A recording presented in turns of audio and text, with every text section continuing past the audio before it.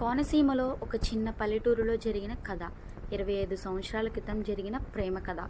ఒకరోజు కార్తీక్, కావేరీలు తమ కుటుంబాలను చూడటానికి కోటిపల్లి గ్రామంలో 10 సంవత్సరాల తర్వాత తమ బిడ్డ చైత్రను తీసుకుని గ్రామంలోకి వస్తారు. కార్తీక్ తన భార్య బిడ్డను తీసుకుని తన తల్లిదండ్రుల దగ్గరకు వెళ్తాడు.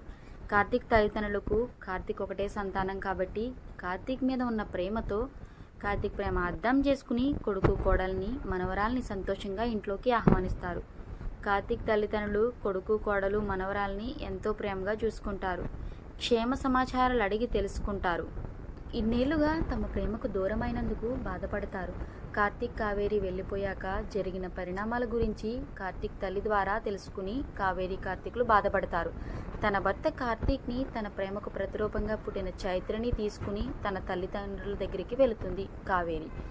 తన తల్లిదండ్రుల కాళ్ళ మీద పడి క్షమించమని కోరుతుంది.